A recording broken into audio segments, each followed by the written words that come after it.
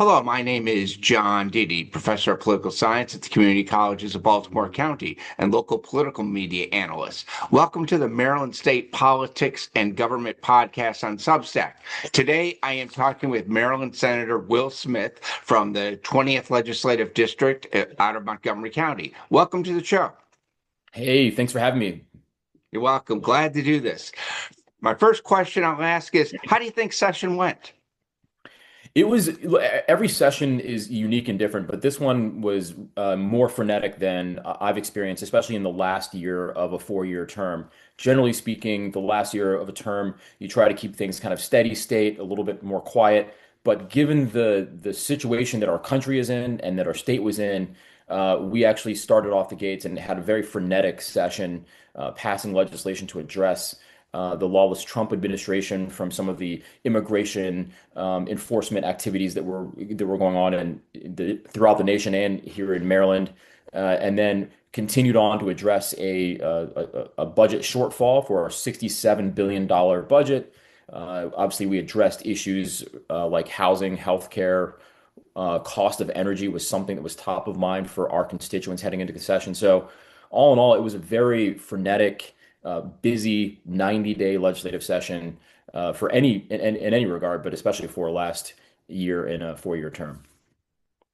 This session, what do you consider your number one accomplishment? Maybe as far as a piece of legislation, and maybe overall number one accomplishment as far as what got done this session.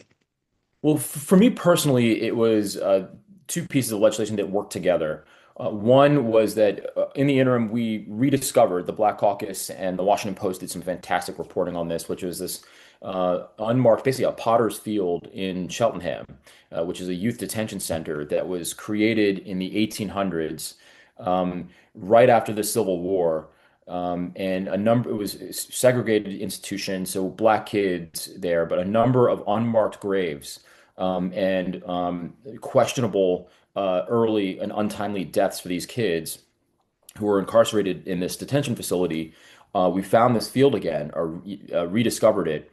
And so we put together a commission, which is a piece of legislation that I put forward with Delegate Jeffrey Long, who actually represents that area, and Senator Kevin Harris, who represents that area. The Attorney General is going to develop an independent investigation to figure out what's going on, what happened there, to give us a full accounting of the history, to do genealogical research, do forensic analysis, records analysis, to give us a full picture of what happened. That is directly connected to some juvenile justice reform issues that we addressed in this legislative session, which is in Maryland. There's something called the Juvenile Justice Delinquency and Prevention Act. That's a federal piece of legislation, the JJDPA. And that requires sight and sound separation when a youth is incarcerated in an adult facility. Maryland is the strongest outlier in terms of we violate that law more so than any other state, so much so that our data are not even incorporated into the national picture because it would skew the national picture so much. So legislation we put together to address that, which means that we also charge more youths as adults than any other state per capita except for Alabama. So we curtailed that practice to ensure that, one, youth would be put in youth detention centers, segregated from adults, but two, that youth would have, who are involved in justice involved, would have the opportunity to get services, to get education, so that they don't recidivate and don't reoffend. It's really important to capture that activity early on and correct it, because if you don't, then it'll progress and get worse. And so, for reasons of complying with the federal law, but also for reasons of saving money and reinvesting that into treatment and prevention and better public safety outcomes, I'm really happy about that piece of legislation. And I think it works in tandem with that commission because it shows us how we've treated youth in our justice system, and particularly youth of color, and even more particularly Black youth in Maryland. Talked to a couple states attorneys across the state regarding the juvenile bill, and they weren't actually happy, to be honest with you. They were like, oh God, what'd they do this to us? Let me ask this question, and a couple of them that we talked about. If after a couple of years people realize this isn't quite working, because one of their concerns is the Department of Juvenile Justice isn't actually running like an Indianapolis 500 car. It's a little bit of a clunker, to put it politely. the concern they have, and a lot of people have, is the juvenile justice department isn't run well. So now we're going to have more people into the juvenile justice system. So in other words, they're going to have more work to do, and they're not actually ACE students right now. Is there a situation? Are you concerned about that? And do you think maybe in a couple of years would you consider revisiting the legislation? Well, sure. I'll say 2 points to that. One is that we have a new Secretary of the Department of Juvenile Services who's remarkable, already implemented some amazing reforms that are making really good and positive change. Two is that the argument that DJS, the Department of Juvenile Services, will be ingesting more work is actually fundamentally flawed because, as we know, and as the data tell us, if youth are charged as an adult, 85% of those youth that spend time in the adult system when they're not getting services or not getting access to education, either those cases ultimately get dismissed or they're put back down to the juvenile system. So when you're in the adult system, that youth is going to sit anywhere from 180 to days to sometimes 2 and 3 years before they're getting their case adjudicated because there's such a backlog in the adult system and because there are different time frames for which a case has to be addressed based on where they are. The point is this: those cases come back down to the juvenile system after having spent months in the adult system without access to anything. You're wasting a lot of money. For a child to sit in the adult system, it's about $1,500 a day, and we're average spending about $150,000 on a youth that goes to the adult system, only for them to come back down to the juvenile system. So we're wasting tens of millions of dollars only for that youth to come back down to the juvenile system anyway. And so, and in many cases, they are being incarcerated, held in a juvenile detention facility, meaning that DJS is already working with this population. What this reform does is allows for it to operate more efficiently. And to my mind, if you get the youth the services and the attention that they need early on, early intervention before they progress in their criminal activity, that to me says is a public policy posture for the state to take because you're going to have better public safety outcomes and you're going to have better outcomes for the youth and you're going to save a ton of money. So I think that that argument is just fundamentally flawed because DJS is already getting that caseload anyway. But Trying to to your think other a point, lot. yeah. Yeah. I mean, to your other What? point, we Go will ahead. we come back every 90 days. We come back every year for 90 days. And so if something isn't working, yeah, I will always maintain the option to change and to adjust as needed to make sure that we have better public safety outcomes and better outcomes for the youth. I think a lot of the concern people have, as far as even though there's a new director of DJS, there's still concerns that the hangover from the previous DJS, Mr. Schiraldi, I think there's not a lot of confidence there. And I think that's where a lot of people have concern whether they are up to the task of doing this. No, I mean, I think here, I think the past secretary did a lot of great and foundational work that some of the kind of fruits of that effort are coming to bear now that, months after he's gone. But there's clearly a need and a desire for a different direction within the department. I think in the new secretary has done a phenomenal job. And I will be the first to tell you that DJS it does not function optimally. We have a long way to go. But it is the best alternative we have. And like I said, the kids are going to DJS anyway. They're just spending time in the adult system where they're getting no services and no access to rehabilitative services and care.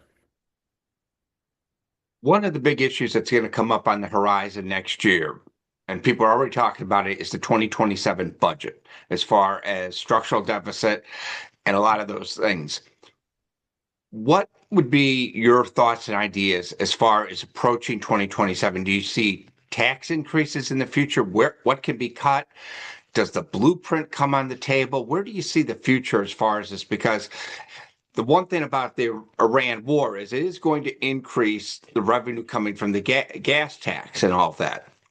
But where can the state deal with some of these things? Sure. So as you know, we have it's 70, we started off with $67 billion. It ended up being $71 billion budget for fiscal 27 for our operating budget. And we balanced the budget, which we're constitutionally mandated to do. We put $2.4 billion in reserves. And we invested in critical things like Medicaid funding, which we put in $16.8 billion to cover 1.5 million residents, and that comes amidst the cuts that are from the federal government. Same thing with SNAP. We also put in $100 million. Again, we talked about energy costs for energy bill relief, with it alongside $280 million for low income energy assistance. So we've done some really great things with this budget without raising fees and without raising taxes. Now, your question for next year, when things are projected to get worse, our structural shortfall will be similar to what we've addressed the last 2 years, but you can anticipate higher costs and more cuts coming from the federal government. And so we need to shift from our over-reliance on the federal government, and that has something that has evolved over time as we've had several. My county had the number one number of federal employees, and also the number one on the list for cuts for federal employees that were dismissed by this administration. So the economic impact has been significant. We have to restructure our economy so we're not as reliant on the federal government. Um, to be quite candid, I mean, I think we're going to have to take some hard looks at what revenues we're going to be looking at, and also things like the blueprint, where we have funded it through the next 2 years, and it is on schedule. The law already required a reevaluation and a kind of a check-in for how that spending was going, and that check-in will happen next fiscal year, and the assembly is going to have to wrestle with what changes, if any, that we're going to make to the blueprint to ensure that we can still balance our budget, but while investing in a next level education that all of our students deserve. One thing I always like to ask people, especially elected leaders when it comes to politics, is who would you consider your political North Stars? The people that you admired in your youth, currently admire, people that you would love to be able to walk in their footsteps. Oh, that's great. Well, a couple of, John Lewis is a secular saint. That's someone that, from the beginning of me learning about his journey in middle school, someone for whom I've always had a lot of respect for and admiration. Bobby Kennedy is another person that I would say that. Be or the bad Bobby. Yeah, yes, I'm sorry, the father, the good one. Yes, not this current, not the son. Um, not to be mistaken.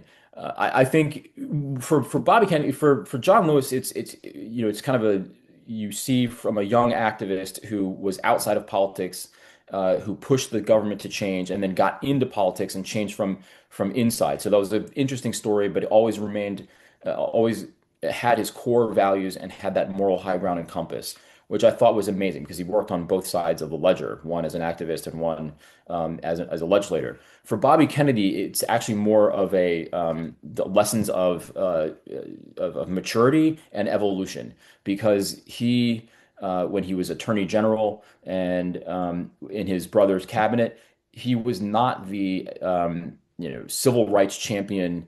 He didn't start off the way that he ended. And when he was running for president in 1968, he was amongst the most progressive candidates that we'd had in generations in terms of labor rights, immigration reform, civil rights, housing justice. And he really evolved. And I think that's the lesson to learn from his story, is that you can continue to learn and evolve. And as any lawmaker, you should continue to read, evolve, and listen to your constituents, and be open to that. So there's a real level of humility to his politics, especially toward the end of his career or the end of his life. And so those two people, I mean, I could go on and on, but those are two people that are, top of mind.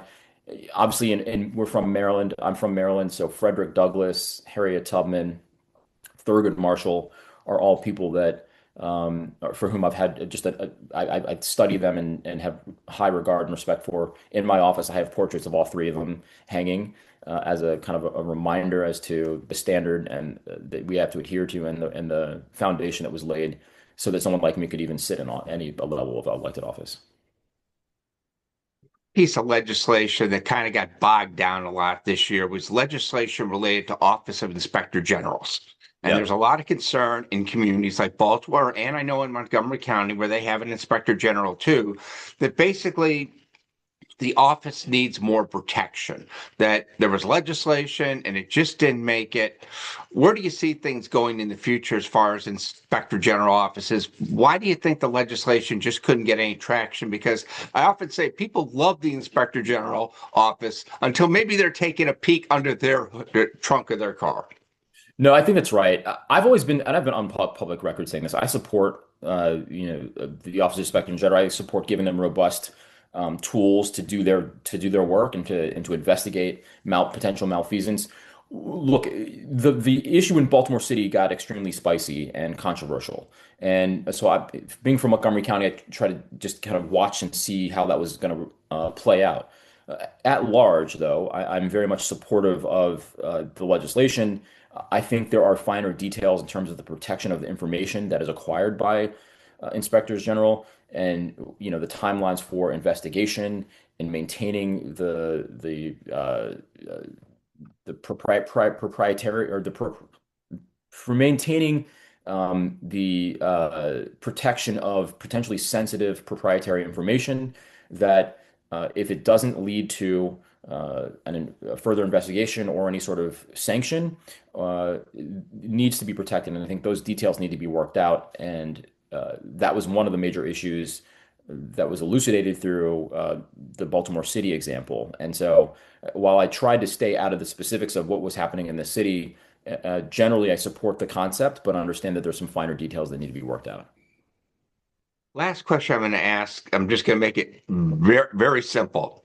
The Key Bridge, what the hell is going on? I mean, when it first happened, I kind of said, it'll take a while, but 4 years.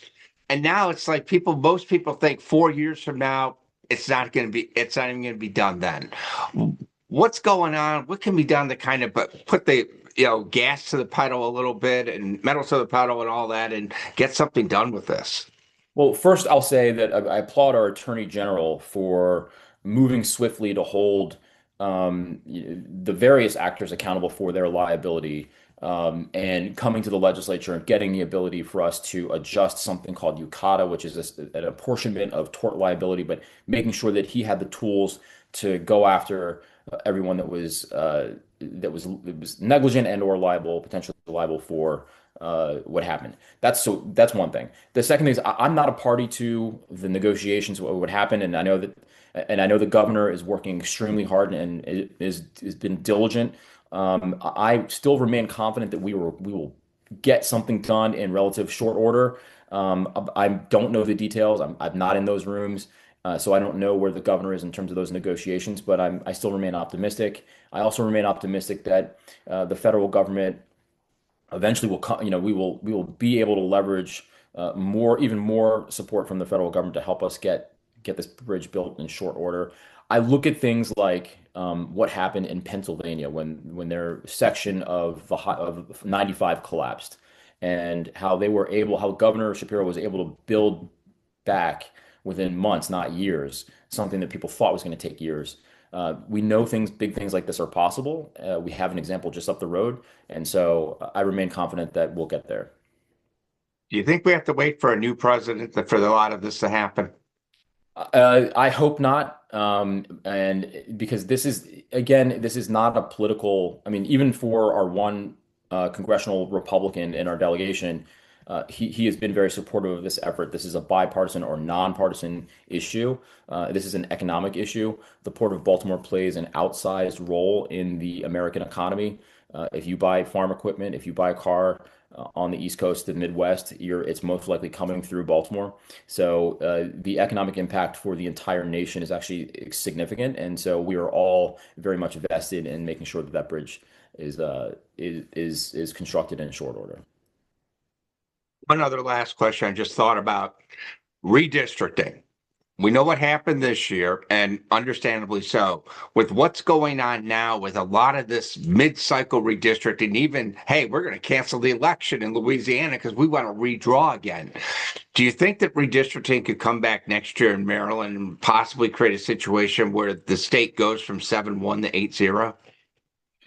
As the Senate president has articulated, been very clear and consistent about not wanting to do mid-cycle redistricting.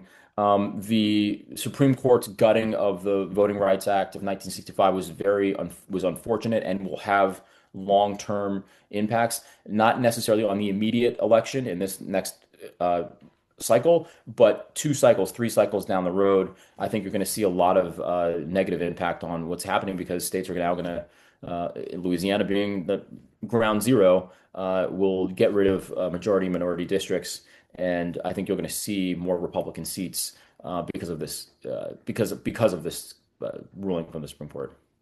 Yeah. I want to thank you again for your time. I appreciate it a great deal. Good luck the rest of the year as far as everything campaigning, but also campaigning for other people because that's always a lot of fun to do. And Right. yeah, good luck next session. I appreciate you taking the time. Hey, John, thanks a lot. Appreciate You're it. welcome.